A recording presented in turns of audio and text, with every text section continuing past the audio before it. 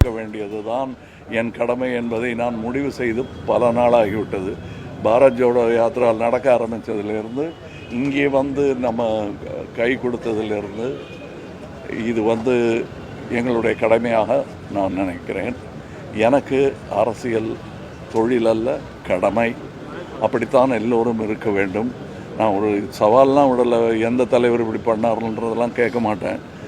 நான் செய்திருக்கிறேன், அதுதான் நான் நம்பும் அரசியல். சுயநலமற்றதாக, கடமையாக அது இருக்க வேண்டும். எல்லோருக்கும் அது அப்படித்தான் இருக்க வேண்டும் என்று நம்பி வந்தவன் நான் அரசியலில். அதே பயணத்தில் தான் நான் நடந்து கொண்டிருக்கிறேன். இந்த முயற்சி, இந்த ஆட்சி தொடர வேண்டும் என்று நினைப்பவர்கள் அது ஒரு தமிழ் குடிமகனின் உரிமை. அந்த நிலையிலும் ஒரு கட்சி தலைவன் என்ற நிலையிலும் நான் எடுத்திருக்கும் முடிவு இந்த ஆட்சி மீண்டும் மலர வேண்டும், வர வேண்டும் என்பதுதான். அது என் முடிவு. என்னுடன் 40 வருடமாக, 30 வருடமாக, 25 வருடமாக, இப்படி 20-15 வருடங்களாக என்னுடன் வந்து கொண்டிருக்கும், தலைமுறையாக தொடர்ந்து என்னுடன் வந்து கொண்டிருக்கும் என்னுடைய தொண்டர்கள், ரசிகர்களாக இருந்து தொண்டர்களாக, நற்பணி தொண்டர்களாக மாறியவர்கள் இன்றும் என்னுடன் இருக்கிறார்கள். என்னுடைய அறிவுரையெல்லாம் கட்டளையாக ஏற்றவர்கள், அரசியலுக்கு நான் வந்த பின் கேள்விகள் கேட்டு பதிலும் பெற்று என் பாதையில் என்னுடன் தொடர்ந்து நடைபோட்டு கொண்டிருக்கிறார்கள். அந்த 9 வருடமாக அதுவும் அழுத்தமாக என்னுடன் நின்று பயணித்து கொண்டிருக்கிறார்கள். அவர்கள் அனைவருக்கும் நான் நன்றி சொல்ல வேண்டிய அவசியம் இருந்தாலும் சொன்னால் அவர்கள் அந்நியமாக நினைத்து விடுவார்கள்.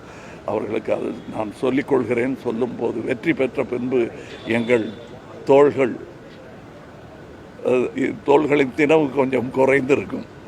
அப்போ நாங்கள் எல்லோரையும் பாராட்டுவோம், எல்லோருக்கும் நன்றி சொல்வோம். இப்போ மாண்புமிகு முதல்வர் அவர்களை சந்தித்த பொழுதும் உங்களை நான் ஆட்சி கட்டலில் மீண்டும் பார்க்கிறேன் என்று வாழ்த்தக்கூட இல்லை. எதிர்பார்ப்பு இது எங்களுக்கு, அதை நீங்கள் நடத்தி காட்டுங்கள் என்று சொல்லிவிட்டு வந்தேன். ஒரு சிட்டிசனாகவும் ஒரு கட்சியின் தலைவனாகவும் நான் அவரிடத்தில் அதை சொல்லிவிட்டு வந்தேன். வேற என்ன முடிவு என்னன்னா, நாங்கள் அவர்களுடன் நிற்போம். இந்த சீட் எத்தனை அதெல்லாம் நான் எண்ணலை, எப்போவுமே எண்ணலை. நான் வரும்போதும் சரி, அது நீங்கள் எப்படி வேணால் யார் என்ன சொன்னாலும் நான் இதுதான் என்னுடைய பொசிஷன். என்னுடைய கட்சியின் உறுப்பினர்கள் எல்லாம் அவர்களுடன் கலந்து ஆலோசித்து நான் எடுத்த முடிவு. இதில் வெளியிலிருந்து நாங்கள் ஆதரவு கொடுப்போம். ஆதரவு என்றால் அழுத்தமான ஆதரவாக இருக்கும், தோளாக இருக்கும் அது என்பதை இங்கே உறுதியாக. நேர்மைக்கான அக்னி பரீட்சை, நேர்மைக்கு அக்னி பரீட்சை கிடையாது. கற்புக்கே இருக்கக்கூடாது என்று நினைப்பவர்கள் நார்கள். நேர்மை தீ போன்றது, அந்த தீ பரவட்டும். வணக்கம்.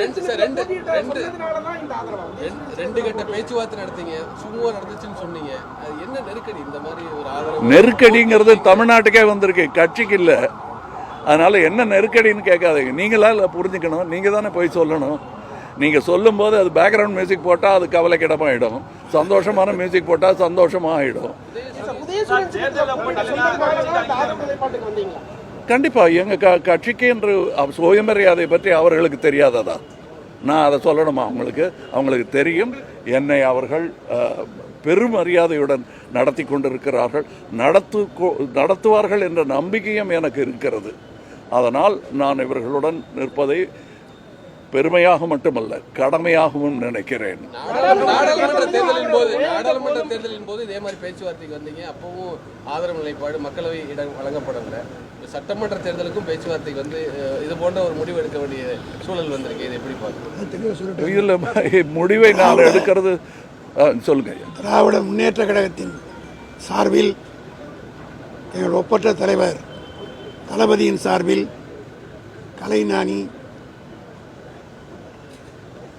நம்முடைய மதிக்கத்தக்க தலைவர், மக்கள் நீதி மைய கழகத்தினுடைய தனிப்பெரும் தலைவராக விளங்குகிற கமலஹாசன் அவர்களுக்கு திராவிட முன்னேற்ற கழகத்தின் சார்பில் எங்களுடைய நன்றியினை மனப்பூர்வமாக நான் மட்டுமல்ல, திராவிட முன்னேற்ற கழகத்தில் இருக்கிற 2 கோடி தொண்டர்களும் இன்றைக்கு அவருடைய பெருந்தன்மைக்கும் சென்டிமெண்டலாக நான் சொல்லுகிறேன். 2024 நடைபெற்ற நாடாளுமன்ற தேர்தலில் மதிப்பிற்குரிய தலைவர் அவர்கள் இங்கே குறிப்பிட்டதைப் போல 2024 நாடாளுமன்ற தேர்தலில் இதேபோல நிபந்தனையற்ற ஆதரவை திராவிட முன்னேற்ற கழகத்தினுடைய தலைமையில் மு.க. ஸ்டாலினுடைய தலைமையில் அமையப்பட்ட கூட்டணிக்கு ஆதரவு தருகிறேன் என்று சொல்லி அவர் எடுத்த அந்த முடிவு சென்டிமெண்டலாக ஒர்க் அவுட் ஆகி தமிழ்நாட்டில் 40க்கு 40 வென்று காட்டி ஒரு சரித்திரம் படைத்திருக்கிறது.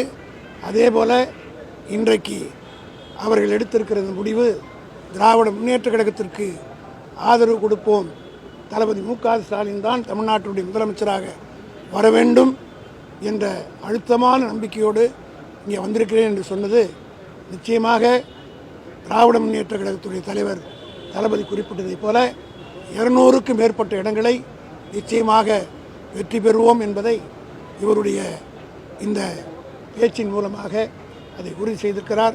அவருடைய பெருந்தன்மைக்கும் அவருக்கு கலைஞானி என்ற பட்டத்தை கொடுத்தவரே எங்கள் தலைவர் கலைஞர்தான். ஆக கலைஞரால் வளர்க்கப்பட்ட கலை உலகத்தில் வளர்க்கப்பட்ட பிள்ளை நம்முடைய கமலஹாசன் ஒருவர். அவர் வைத்த அந்த பெயர் எப்படி நிலைத்து நின்றதோ அதே போல் அவர் புகழும் இன்றைக்கு நிலைத்து நின்றிருக்கிறது. அவருடைய தலைவர் அவர்கள் இருந்தால் கட்டி பிடித்து கொண்டு முத்தமிட்டு அவரை வாழ்த்தி வரவேற்றிருப்பார். அவர் இல்லாத இந்த தருணத்தில் அவர் பெற்ற மகனை அந்த அரியாசனத்திலே அமர வைக்க வேண்டும் என்ற அந்த உணர்வோடு இன்றைக்கு அவர் செய்திருப்பதை திராவிட முன்னேற்ற கழகத்தில் ஒரு 63 ஆண்டு காலமாக தொடர்ந்திருக்கிற ஒரு தொண்டன் என்கிற முறை உள்ளிருக்கிற வகையில் அவருடைய திமுகவுடைய கடைசி தொண்டனிலிருந்து மூத்த தலைவருடைய அனைவரின் சார்பிலும் என் சார்ந்த நன்றியை தெரிவித்துக் கொள்கிறேன்.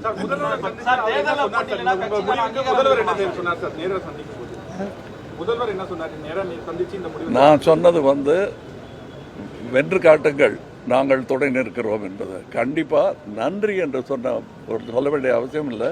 எங்களுக்கு இருக்கும் அழுத்தமான உறவில் எல்லாருக்கும் எதற்கே நன்றி சொல்லணும்னு நினச்ச அந்த பெருந்தன்மைக்கு நான் என்றுமே தலை வணங்குவேன். இப்போவும் அதை இவர் மூலமாக அவர் சொல்ல படித்ததினால்தான் இவர் சொல்லியிருக்கிறார் என்பதும் உங்களுக்கு தெரியும். இவருக்கும் நான் நன்றி சொல்கிறேன். வணக்கம். இது நாங்கள் இப்போ புறப்படுறோம், வேலை இருக்குது எங்களுக்கு. இந்த வெற்றியை நோக்கி நாங்கள்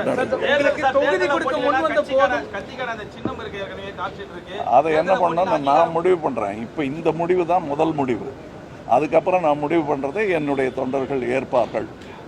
நன்றி. தொகுதியில் கொடுக்க முடிவு முன் வந்த போதும் அதை ஏற்காத காரணம் உங்களுக்கு 2 தொகுதியில் கொடுக்க முன் வந்ததா சொல்லப்படுது. அது நீங்க ஏற்காத தொகுதி முக்கியமே இல்லைங்க. நான் வந்த போதும் அப்படி சொல்லிருப்பேன். நீங்கள் பாராளுமன்ற தேர்தலில் நான் வெல்லவில்லை என்று சொன்னது மக்கள் என்னை தோற்கடிக்கவில்லை, அரசியல் தான் தோற்கடித்தது.